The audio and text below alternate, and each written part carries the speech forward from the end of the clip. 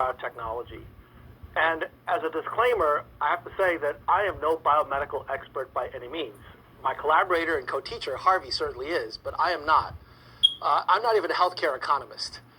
My interest in healthcare really grew from personal reasons, friends and family dealing with cancers of one sort or another. And so over the course of that time, I started learning more about the business of drug discovery and realized that it's important to collaborate with experts in biomedicine in order for us to be able to make progress. And so the course really grew out of that, and I'll be telling you a little bit more about it along the way. I want to start with an observation that I made and have struggled with ever since dealing with these various kinds of biomedical issues. And the observation is that biomedicine is currently at an inflection point. How do I know this? Well, because Harvey told me so. Now, that's not the only reason I know this. It's not just Harvey that's been saying that, but many other people, including Susan Hockfield, Tyler Jackson, and Phil Sharp, three MIT colleagues who in 2016 were asked to put together a report titled The Convergence of the Life Sciences, Physical Sciences, and Engineering. And this report describes the fact that these three different areas of academic research have come together in biomedicine to create some remarkable therapies that were just partly science fiction and we couldn't even imagine just a few years ago. So what I'd like to do is to give you some examples of that convergence. And I'm going to do it by describing to you a series of breakthroughs in biomedicine over the course of the last decade and a half. Now, this is a personal observation of the breakthroughs that I find most interesting. It's not necessarily one that a real biomedical expert would come up with. So it's really an outsider's perspective, but it's one that I think tells a very important narrative. And the narrative begins in 2001. In that year, a drug called Gleevec was approved by the FDA. And it was the first of its kind because it dealt with a very specific disease, leukemia, by understanding the molecular biology of the disease and coming up with a chemical compound that focused exactly on that particular mechanism. It's a so-called designer drug. And it really broke new ground in coming up with a completely new way of drug discovery. Now, the particular kind of leukemia that this drug treats is chronic myelogenous leukemia. It's a blood disorder where your white blood cells reproduce uncontrollably, and they produce deformed white blood cells. They don't work properly, and they crowd out red blood cells, platelets, and other problems.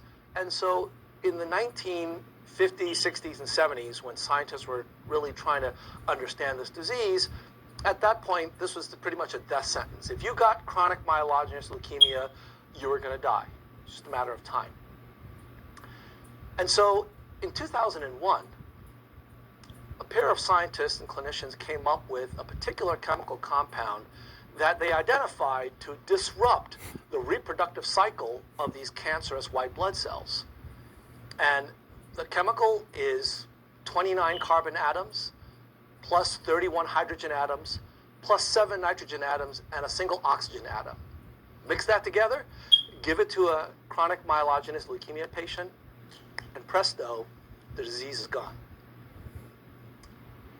Complete hematological response. Your blood count is normal after this drug. Out of 54 patients that were tested with this drug in the first clinical trial, 53 of them had a complete remission of this disease. And after 5 years, 98% of all patients treated with this drug were still completely free of the disease. And now people are saying that if you've been treated with this drug for a period of time, at some point, you're cured. You don't have to take the drug anymore.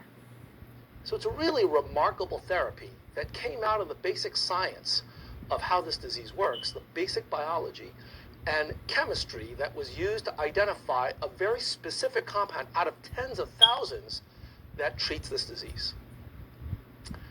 That was 2001. It's not even 20 years ago. 2004, another drug that was the first of its kind was approved, a drug called Avastin. Now this drug was designed to deal with cancer in a very different way.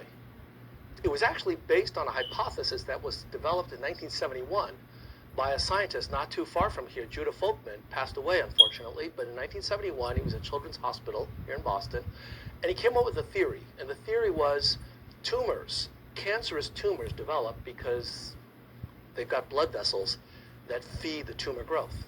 So if somehow you can block the blood vessels' growth, you can starve the tumor and shrink and even wipe it out. That was in 1971. That hypothesis was demonstrated in 2004 with this drug Avastin. Now, the chemical formula for Avastin looks like this. 6,638 atoms of carbon and 10,000 atoms of hydrogen and so on. It's a much, much bigger molecule. And it's a bigger molecule because it's actually a biological medicine. It's not a chemical compound, but rather it's grown in live cells. And it was the first of its kind, a biological medicine used to retard the growth of blood vessels in tumors, angiogenesis inhibitors. And it worked like a charm. 2006, a smaller molecule like Gleevec was approved for treating renal cell carcinoma and gastrointestinal tumors. 2008, the very first leukemia genome was completely sequenced at Washington University in St. Louis. And in 2012, something really interesting occurred with this particular individual, a fellow by the name of Lucas Wortman, who was actually a researcher at WashU's Genome Institute. Turns out that Wortman had experienced a particular kind of leukemia years before called acute lymphoblastic leukemia. Unlike acute myelogenous leukemia, this type of leukemia kills in a matter of months. And so when he was diagnosed with it several years before, he had to be treated very aggressively. And for a time, it went into remission. And then when he was a medical student, it came back, and they treated it again with a bone marrow transplant from his brother, chemotherapy, and so on. And it went away for a while. And then when he was at the Genome Institute, it came back a second time. Now, when he had a second recurrence of this disease, his doctors told him, you should get your affairs in order and start saying goodbye to your friends and family, because the probability of survival with a first-time recurrence is about 5% over a 5-year period. They didn't have statistics for the probability of survival of a second recurrence because there were so few people that actually lived to see a second recurrence. And so he started putting his affairs in order. But it turns out that his friends happened to be researchers at Washington University's Genome Institute. Pretty good friends to have if you have cancer. So what did they do? They decided not to leave any stone unturned, not to take this lying down, 24/7 all-out effort. They decided to sequence everything they could about Lucas Wortman. They sequenced his normal healthy cells, they sequenced his DNA, they sequenced the cancer cells' DNA, they sequenced the RNA, which is typically not something that you do in these kind of therapies. But when they did that, they found a particular gene that was overexpressed. And so they used high throughput screening methods, large amounts of data, and searched through the data to find a chemical compound that would suppress this gene, FLT3. And they found it. They found a compound. You know what that compound was? Turns out it was Sutent, this kidney cancer drug. Now, Sutent is not approved for leukemia, but we knew that it was safe because it had gone through clinical trials, and so they gave Dr. Wortman this drug. Within days, he was feeling better. And weeks later, he's back at work. And today, they can no longer detect any leukemia cells in his body. For all intents and purposes, he is cured. Remarkable story. And now, Sutent, now it's approved for treating this particular disease, but it certainly wasn't when he came down with it. And around the same time, somebody named David Aponte, who was an ABC News sound crew technician, came down with acute lymphoblastic leukemia as well. Now, he didn't have friends at WashU's Genome Institute, so he didn't know that Suitin worked. But his doctors decided to try a completely new therapy that involved using David's own T cells to fight the cancer. So they took T cells out of his body, decided to change it around a bit to be able to identify the cancer cells and put it back in his body. And once again, within weeks, he was back at work and now no longer being treated for the disease. It seems like he was cured too, with a completely different mechanism. And the last example that I want to give you is what happened just a little over a year ago. And that example has to do with these two kids, Caroline and Cole Carper. Happy kids that were born with an unfortunate genetic condition that was introduced by their parents. Both parents had this particular genetic mutation, and that meant that this gene was going to be expressed in their kids with 100% probability. They didn't know it at the time. But this particular mutation creates a condition known as Leber congenital amaurosis. And it's a condition that causes blindness from birth. You're born able to see, but because of this mutation, you start losing the ability to see because of some problems with the retina and how it develops. And after 6 months, you're pretty much blind.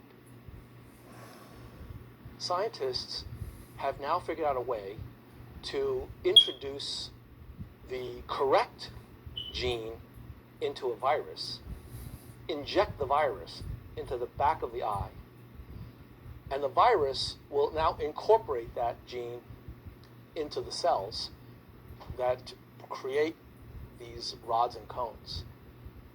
And a one-time therapy can now change this condition to allow people who are blind from birth to see.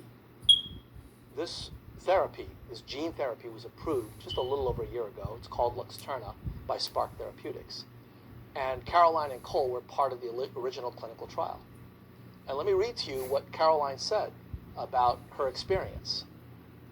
I went outside when it was snowing, and I was like, oh, I can see the snowflakes. It was really cool to actually see something that I've never seen in my life before. I was blind, and now I see. You know, that's the kind of phrase you would usually hear from a religious experience. We're doing this now. Doctors and scientists can now restore sight. This is what it means to be at an inflection point in biomedicine.